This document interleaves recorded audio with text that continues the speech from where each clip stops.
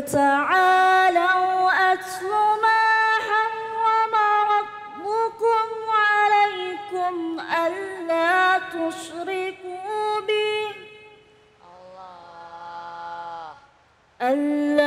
تشركوا به شيئا وبالوالدين إحسانا ولا تقتلوا أولادكم من إملاق نحن نرزقكم وإياهم ولا تقربوا الفواحش ما ظهر منها وما بطن ولا تقتلوا النفس التي حرم الله إلا بالحق ذلكم وصاكم به لعلكم تعقلون صدق الله العظيم.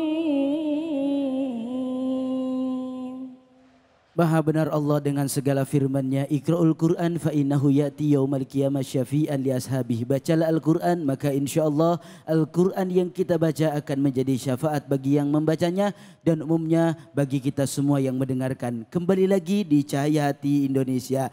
Besti, sudah siap mendengarkan tausiah? Sudah siap mendengarkan kajian? Alhamdulillah.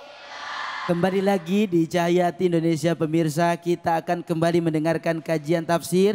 Insya Allah kali ini akan disampaikan oleh guru kita Ustadz Hasan Kosasi dengan pembahasan surah Al-An'am ayat 151. Silahkan guru. Assalamualaikum warahmatullahi wabarakatuh. Waalaikumsalam warahmatullahi wabarakatuh. Bismillahi walhamdulillah wassalatu wassalamu ala rasulillah Sayyidina wa habibina wa syafi'ina wa qurrati a'yunina wa maulana Muhammadin Allahumma salli wa sallim wa ala alihi wa ashabihi wa man tabi'ahum bi ihsanin ila yaumiddin amma ba'd. Yang mulia para alim, para ulama, para masyayikh, para kiai, wabil khusus ibunda tercinta Ibu Nyai Hajah Nur Jazilah mata'anallahu bituli hayatiha, amin. Amin ya Allah. Yang terhormat pimpinan Pondok Pesantren As-Siddiqiyah Mukarram wal Muhtaram Kiai Haji Ahmad Mahrus Iskandar BSC. Mudah-mudahan guru-guru kita semua panjang umur, sehat walafiat, dan juga dimudahkan segala urusannya.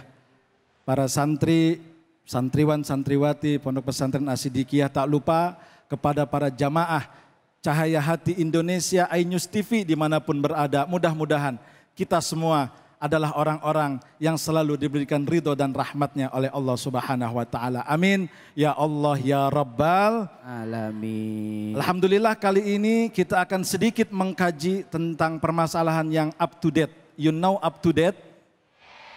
What the meaning? Yes aja nih. Artinya perkara yang sedang terjadi, yang hangat dibicarakan. Banyak terjadi kasus kekerasan, bahkan tadi kita lihat di VT ada anak membunuh orang tua. Ini harus kita bahas agar tidak lagi terjadi hal-hal yang demikian di kemudian hari. Setuju?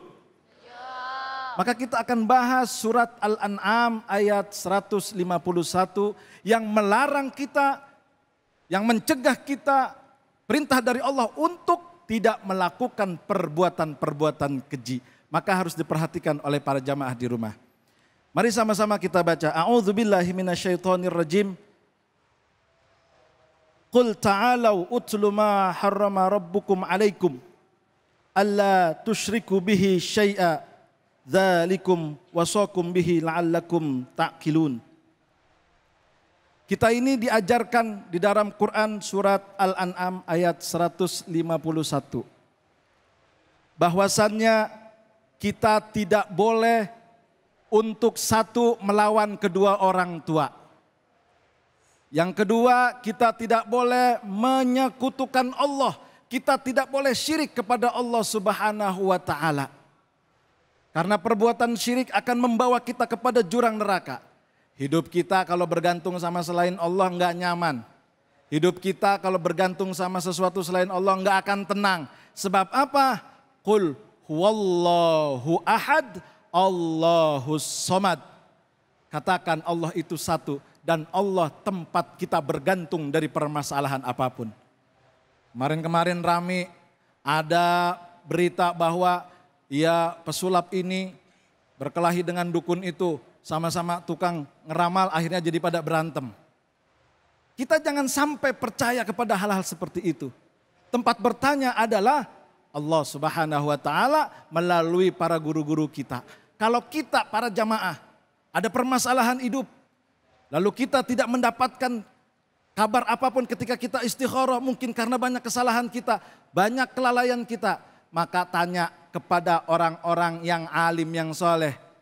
Fas'alu ahla dzikri in kuntum la ta'lamun.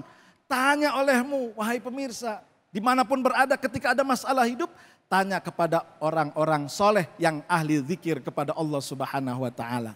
Yang kedua, jangan sekali-kali kita menyekutukan Allah Subhanahu wa taala karena pada dasarnya itu adalah sebuah dosa yang sangat besar.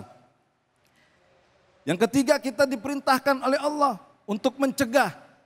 Jangan sampai kita melakukan perbuatan-perbuatan yang diharamkan, yaitu membunuh, menyakiti, melukai sesama muslim. Terutama sekarang zaman-zaman di mana media sosial bertebaran. Di mana sekarang ini orang-orang mudah untuk mencaci, untuk menghardik, untuk menghina, untuk mengolok-olok orang lain. Yang padahal dirinya sendiri belum tentu menjadi pribadi yang baik. Kita harus hindarkan perbuatan-perbuatan tercela ini. Jangan sampai kita menunjuk orang lain, kita mencaci orang lain, kita menghina orang lain. Satu telunjuk kita kepada orang, tetapi yang tiga ke belakang kepada kita nunjuknya. Ah dasar, kagak pernah mau baik kamu, dasar selalu maksiat. Satu nunjuk kepada orang yang kita tuju, tiga balik kepada kita. Jangan-jangan dosa kita lebih banyak.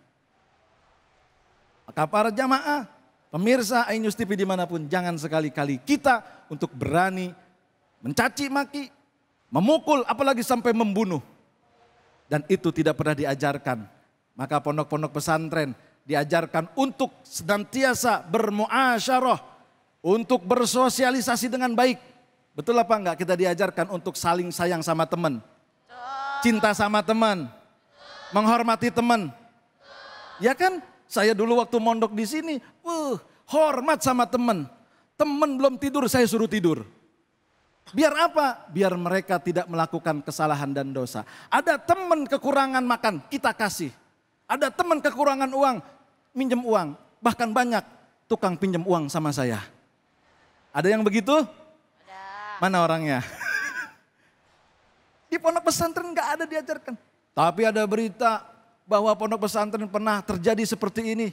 Ada kejadian kecelakaan, dihilangkan nyawa, itu adalah sebuah kesalahan pribadi, bukan kesalahan pondok pesantren. Sebab di pesantren tidak diajarkan untuk membunuh, tidak diajarkan untuk kekerasan, tidak diajarkan untuk melakukan saling sikat dan sikut. Tetapi yang diajarkan di pondok pesantren adalah untuk saling menghormati, menghargai agar kita terjadi saling asah, saling asih, saling asuh. Pun sama jamaah, dimanapun berada, dengan tetangga, dengan saudara, terlebih kepada kedua orang tua. Jangan pernah lagi kita merasa bangga, merasa sombong, merasa hebat dari segalanya. Yang ketika Allah memberikan anugerah kepada kita, itu adalah titipan. Jangan pernah kita mau untuk melukai dan menyakiti orang lain. Apalagi sampai membunuh. Sebab kata baginda Nabi, awwalu ma yuhasabu bihil abdu as-shalah. Pertama kali amaliyah kita yang akan diminta pertanggungjawaban, wahai pemirsa. Kata baginda Nabi, yang pertama dipertanggungjawabkan adalah salat. Wa awwalu ma yuqda bainan nas fid dima.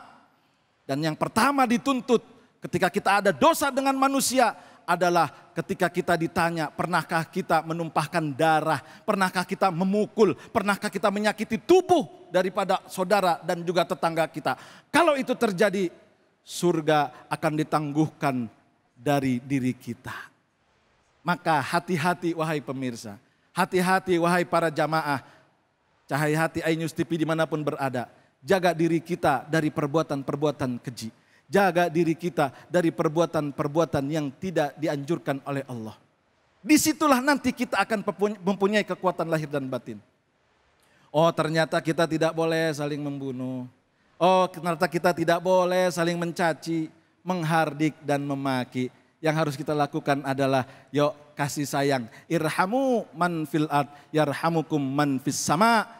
Kasih sayangi olehmu apa yang ada di bumi, maka makhluk-makhluk yang di langit akan memberikan kasih sayang. Berdoa kepada Allah, meminta kepada Allah. Malaikat melihat orang-orang yang memberikan kasih sayang kepada hamba-hambanya Allah, maka malaikat mendoakan. Mudah-mudahan orang itu diberikan rahmat dan ampunannya. Mudah-mudahan para jamaah dimanapun, ini menjadi pelajaran penting. Kita dijauhkan dari perbuatan keji. Perbuatan keji yaitu al-kabair. Perbuatan-perbuatan dosa besar. Dosa yang menantang Allah. Jangan sampai itu terjadi.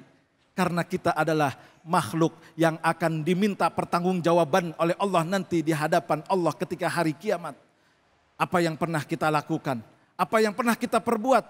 Apa yang pernah kita jadikan sebagai pedoman hidup di alam dunia, maka di situ nanti ketika kita bisa menjadi orang-orang yang soleh, menjauhkan perbuatan-perbuatan keji, perbuatan-perbuatan mungkar, maka kita akan dijadikan oleh Allah orang-orang pribadi-pribadi yang pribadi soleh, pribadi-pribadi yang pribadi salat, yang jaga kesehatannya, jaga hubungan batin dengan manusianya. Dan disitulah nanti kita ketika menjaga muasyarah bil ma'ruf, menjaga hubungan baik dengan manusia, Allah akan berikan kita fid dunya hasanah wa fil akhirati hasanah. Diberikan kebaikan di dunia dan diberikan kebaikan di akhirat.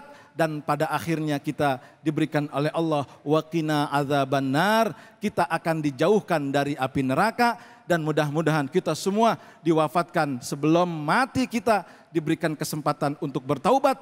Dan wafat mampu mengucapkan kalimat la ilaha illallah Muhammadur Rasulullah, dan mudah-mudahan kita wafat membawa husnul khatimah. Amin ya Allah ya Rabbal. Masya Allah tabarakallah. Guru, satu pertanyaan guru. Sejauh mana tanggung jawab orang tua untuk mendidik akhlak anak itu sendiri? Tanggung jawab orang tua Ustadz Abai